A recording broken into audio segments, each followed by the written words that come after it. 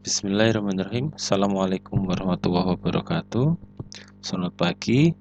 Pada kesempatan kali ini kita akan belajar tentang uji dua sampel independen.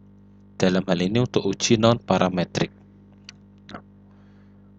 Seperti kita ketahui bahwa di dalam statistika itu terdapat dua macam uji, yaitu berdasarkan bentuk distribusinya, yaitu untuk yang parametrik dan non-parametrik. Setelah mempelajari bagian ini, maka nanti diharapkan agar mahasiswa dapat memahami konsep uji statistika non-parametrik, dan yang kedua, khusus untuk bagian ini, mampu melakukan uji non-parametrik Wilcoxon untuk dua sampel independen. Nantinya juga akan dikenal uji non-parametrik Wilcoxon untuk dua sampel yang dependen atau dua sampel berpasangan. Nah, kali ini akan kita pelajari terlebih dahulu uji non-parametrik Wilcoxon untuk dua sampel yang independen. Statistika non-parametrik sendiri yaitu metode inferensi statistik yang dimana tidak memerlukan asumsi tertentu tentang bentuk distribusi dari data. Nah, pada statistika yang parametrik, umumnya kita memerlukan asumsi bahwa data itu harus berdistribusi normal. Nah, pada statistika non-parametrik ini kita tidak memerlukan asumsi tersebut, sehingga pada statistika non-parametrik bentuk distribusinya itu bebas. Yang kedua, pada statistika non-parametrik, karena tidak memerlukan asumsi distribusi tertentu, sehingga pada langkah-langkah untuk melakukan analisisnya, statistika non-parametrik memanfaatkan aspek-aspek sederhana dari data. Misalnya tanda, yaitu negatif, positif, urutan atau ranking,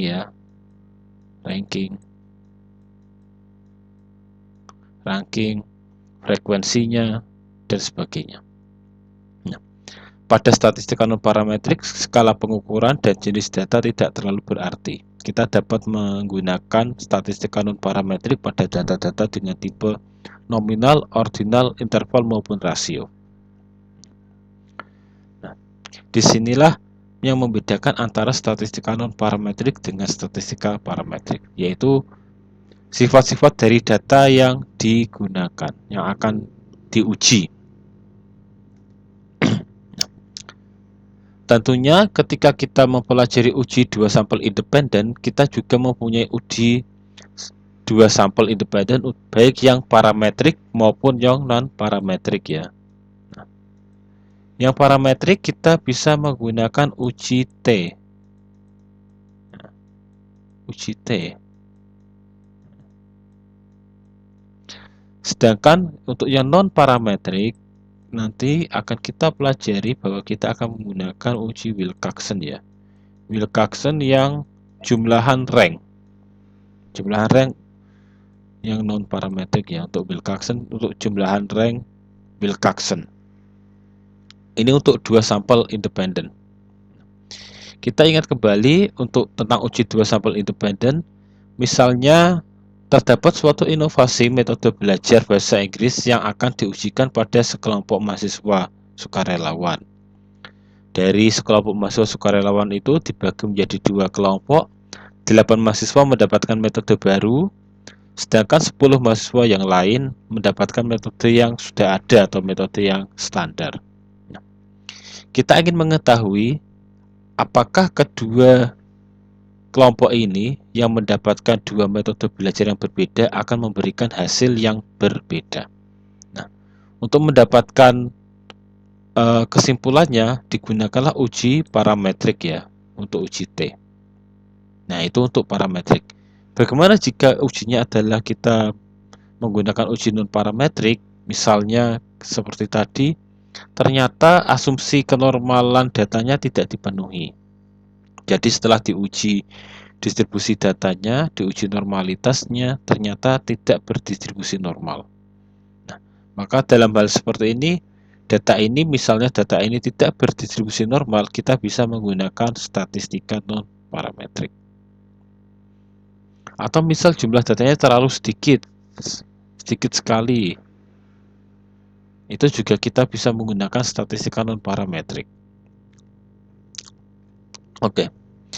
Untuk uji dua sampel independen yang menggunakan metode non parametrik dikenal dengan ujinya adalah salah satunya uji jumlahan rank Wilcoxon. Atau dalam bahasa Inggrisnya adalah Wilcoxon Rank Sum Test. Nah, ini untuk uji yang independen. Digunakan ketika asumsi normalitas dan standar deviasi yang sama antara dua kelompok. Prosedur inferensi parametrik menggunakan statistik uji T. Nah, ini untuk uji T. Jika asumsi normalitas dan standar deviasinya kesamaan variansi, dalam hal ini maksudnya itu dipenuhi. Namun jika asumsi ini tidak dipenuhi, kita menggunakan uji non parametrik. Jika asumsi tersebut tidak terpenuhi, digunakan alternatif uji berupa uji non parametrik, yaitu uji jumlahan rank Wilcoxon yang digunakan untuk mengetahui perbedaan antara dua kelompok atau grup independen, nah secara non parametrik ya. Jadi intinya jika kita awalnya secara parametrik menggunakan statistik uji T, tetapi karena asumsinya ini baik normalitas data ataupun kesamaan standar deviasi ya, atau kesamaan variansi itu tidak dipenuhi, maka kita bisa menggunakan uji non parametrik, yaitu uji jumlahan rank Wilcoxon. Untuk hipotesisnya secara umum masih sama seperti hipotesis secara umum, yaitu kedua kelompok identik untuk H0 dan H1 adalah kedua kelompok tidak identik, atau kedua kelompok sama, H1-nya kedua kelompok tidak sama. Namun dalam uji rank Wilcoxon ini yang digunakan adalah mediannya, jadi dihitung mediannya. Ya. Oke. Bagaimana dengan prosedur ujinya? Jadi maaf sebelum kembali ke sini lagi. Jadi hipotesisnya nanti sama, apakah kita akan menolak H0 atau tidak menolak H0. Jadi nanti kesimpulannya apakah berupa H0 atau H1. Nah, bagaimana cara mengujinya? Dalam hal ini kita kuncinya adalah jumlahan rank atau ranking ya. Ranking itu urutannya di ranking. Ranking yang ada dari dua kelompok itu nanti dijumlahkan. Jadi prosedurnya yaitu pertama kita menghitung ranking untuk X atau kelompok pertama dan ranking untuk Y atau kelompok yang kedua. Ya. Jadi nanti ada data dari kedua kelompok itu kita gabungkan terlebih dahulu, kemudian diurutkan dari terkecil sampai yang terbesar. Kemudian kita memberikan rankingnya untuk semua data itu. Nah, statistik ujinya bagaimana? Statistik ujinya adalah kita akan menjumlahkan berupa statistik uji TX ini, di mana TX itu adalah jumlahan RX1. RX1 adalah ranking ya. Ranking dari data pada kelompok yang X. Jadi kelompok yang X cuma dijumlahkan hanya ranking pada kelompok X saja. Nah, statistik ujian seperti ini. Jadi kita menggabungkan datanya dijadikan satu, kemudian diurutkan dari terkecil ke yang terbesar, selanjutnya diberikan rankingnya, kemudian kita setelah rankingnya sudah diselesaikan memberikan ranking, dijumlahkan hanya pada kelompok yang X saja untuk rankingnya. Kemudian akan ada daerah kritik yaitu nilai C1 dan C2 sehingga akan seperti ini ya bentuknya. Ini berupa p-value atau kita nanti langsung bisa memutuskan bahwa daerah kritiknya adalah H0 akan ditolak jika nilai TX. Nah, TX itu adalah T yang ini tadi ya. T ini tadi itu lebih kecil dari C1 atau TX lebih besar dari C yang kedua. Jadi nanti dari tabel di mana C1 dan C2 diperoleh dari tabel uji jumlah rank Wilcoxon.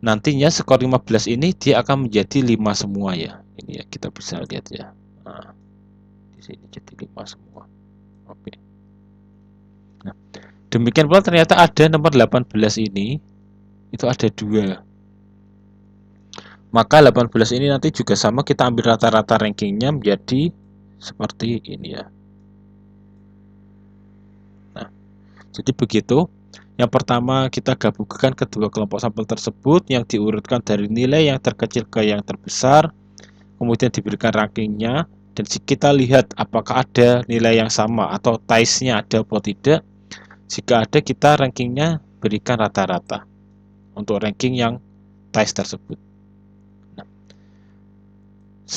kemudian jika kita sudah selesai memberikan perankingan di sini, selanjutnya ranking-ranking tersebut dijumlahkan ya. Jadi 5, 1, 11, 2, 9, 5 itu dijumlahkan menjadi 33, 7,5 tahap 10, 7,5, 5, 3, 13, 12 dijumlahkan menjadi 5, 8. Nah, yang jumlah sampelnya lebih sedikit inilah yang menjadi TX ya. Ini lagi ya, TX ya. TX ya. Jadi TX ini ya, TX sama dengan 5, 5, 1, 11, 2, 9, 5 ya. Nah, dijumlahkan menjadi 33. Nah, kita sudah mendapatkan statistik uji TX-nya ya, TX. Kemudian nilainya dari TX ini akan dibandingkan dengan tabel. Nah, kita lihat tabel uji jumlah rank Wilcoxon itu kita mendapatkan nilai C1 29, C2 adalah 55. Nah, ini diperoleh dari mana? Nah, kita ingat tadi bahwa jumlahan untuk X ya, X itu ada sebanyak M sama dengan 6. Banyak datanya ya. Y adalah N sama dengan 7. Nah, kita ingat ini. Selanjutnya kita lihat pada tabel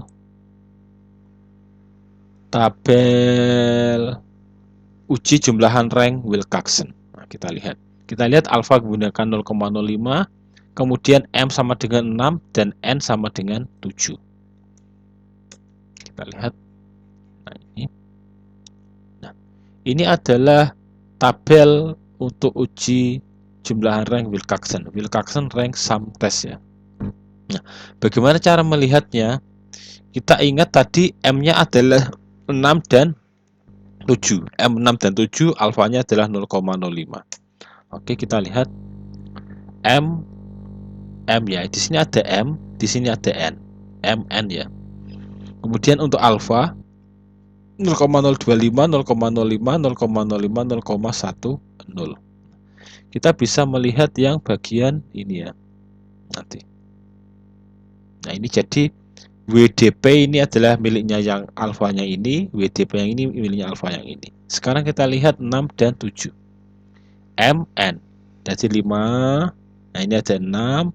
Kemudian 6 ini N-nya adalah 7. Jadi kita nanti melihat di bagian ini. Kita lihat di bagian ini WDP ya. Nah, nanti bagaimana yang dibaca yang mana? Nah, kita baca yang bagian 0,05 yang ini ya. Di sini ya. Yang bagian kedua ya. Atau kita bisa lihat bagian pertama ini juga enggak masalah ya. Kita lihat di sini ya. Nah, pada tabel ini diperoleh C. Nah, ini ada W ya. W yang sebelah kiri adalah C1, W yang sebelah kanan adalah C2. Nah, jadi kita lihat di sini. Maka kita C1 mendapatkan 29. Nah, ini ya.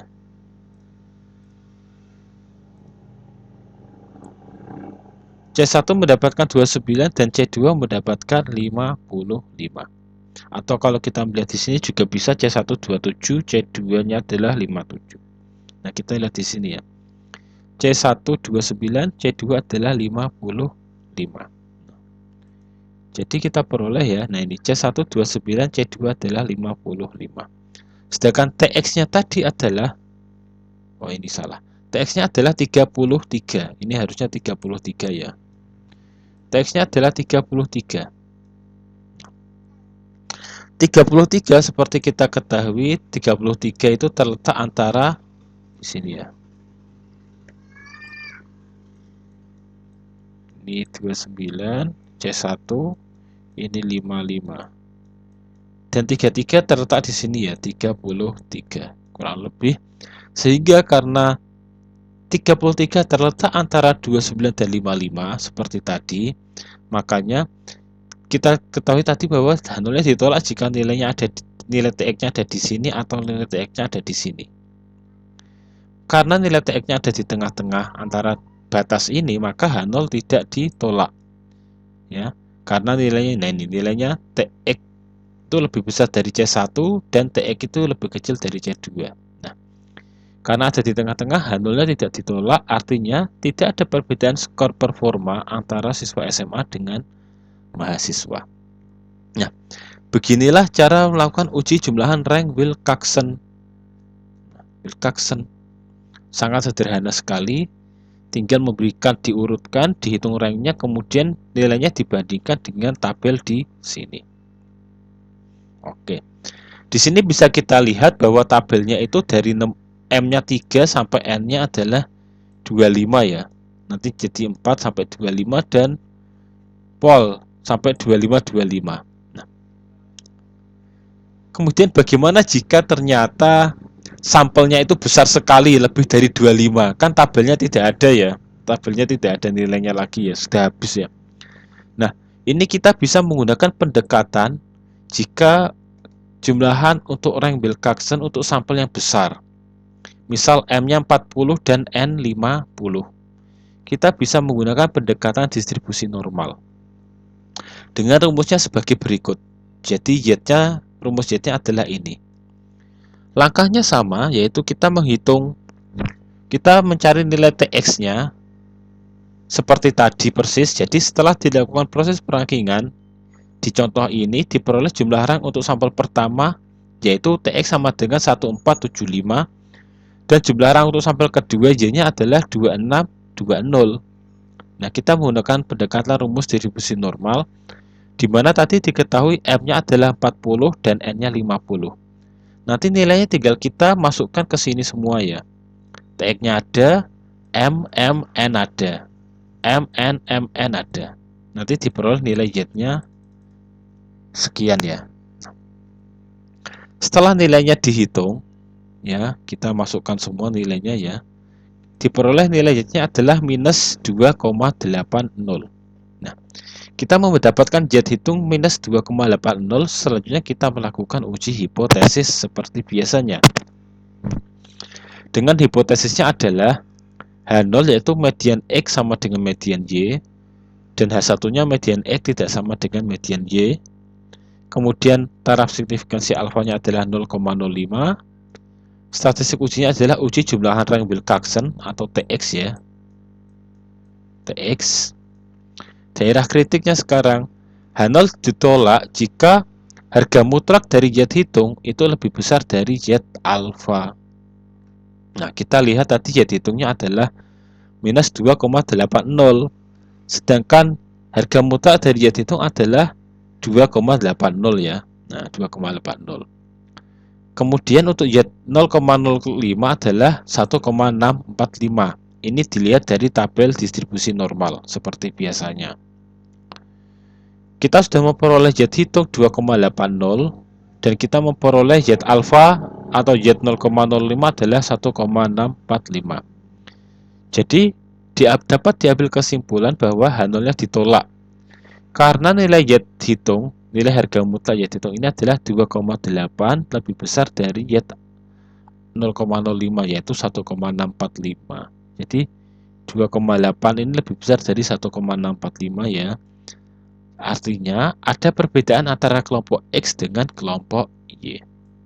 Nah, seperti ini untuk pendekatan uji jumlahan rank Wilcoxon untuk sampel besar. Sangat sederhana, tinggal nanti dilakukan langkah yang sama dan kita mencari nilai Z hitungnya. Kemudian ini ada beberapa latihan, bisa digunakan, bisa dicoba untuk latihannya menggunakan cara yang sama seperti yang sudah dijelaskan di atas. Oke, jika ada pertanyaan bisa didiskusikan lebih lanjut, dan terima kasih atas perhatiannya. Wassalamualaikum warahmatullahi wabarakatuh.